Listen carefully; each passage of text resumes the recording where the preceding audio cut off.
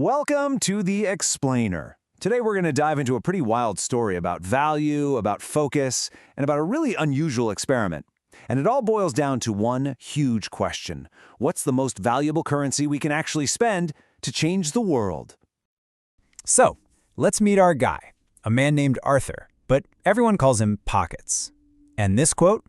This is basically his religion. For Pockets, being constantly busy isn't just a way to live. It's proof that he's worth something. It's the sign that he's on his way to finally making a real difference. And believe me, Pockets is nothing if not busy. I mean, get this. He's juggling a few ventures here. First up is something he calls synthetic sentiment arbitrage, which is a super fancy way of saying he trades on online emotional trends.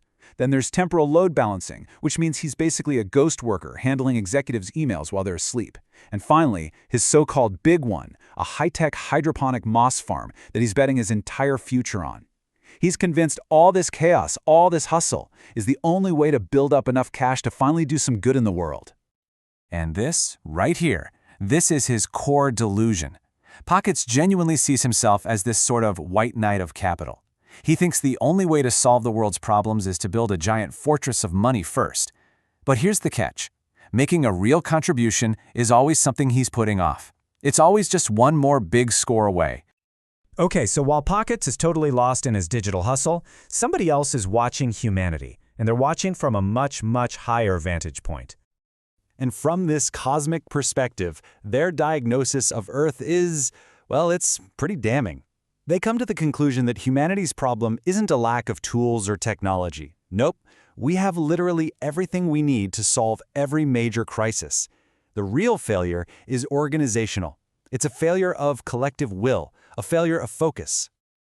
So these observers, they identify what they call a stagnation loop that keeps the planet stuck.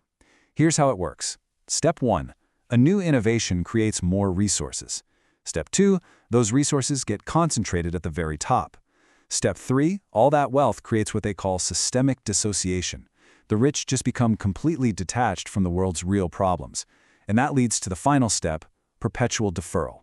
Fixing those global problems gets put off forever because, well, there's no immediate profit in it for the people in charge. And this really shows the fundamental choice that's being made. You see, when faced with the option to either repair the system or just escape it, the wealthiest people aren't investing in fixing Earth. Not at all. They're investing in leaving it behind, pouring their capital into colonizing other planets to escape the very problems their money could help solve right here. So, to break this incredibly destructive cycle, the observers decide, you know what, a more direct approach is needed. It is time for an intervention. They decide to deploy this piece of tech they call the Internal Focus Trigger, or IFT for short. Just think of it like a software update for the brain. It's designed to override a scattered mind and replace it with a single, unshakable focus. And who's the perfect test subject for this little experiment? You guessed it, our guy, Pockets. He's the perfect embodiment of the problem, right? Brilliant ideas flying all over the place, but his effort is scattered in a million different directions. All potential, zero focus. So, while Pockets is sleeping, totally clueless, this single, powerful directive gets beamed directly into his brain. It's a fundamental rewrite of his entire value system, designed to shift him away from chasing money and towards something way more immediate, way more local. Now, Pockets wakes up completely unaware that there's this new code running in his head. He drags himself to the funeral of an old family friend, a woman named Alara Rourke, and the whole time he's just calculating the market losses he's taking by being away from his screens. But at the service, he starts hearing all these stories about Alara, and nobody is talking about her money or her success. They're talking about something else she gave away, freely and directly. Her time, her knowledge, her focused commitment to the actual people standing right in front of her. And this just presents this powerful contrast that completely shatters his worldview. I mean, his entire life has been about acquiring capital to fix problems on a global scale. Her life was about deploying focused time to find permanent solutions on a local scale. It is a totally different way of thinking about what's valuable.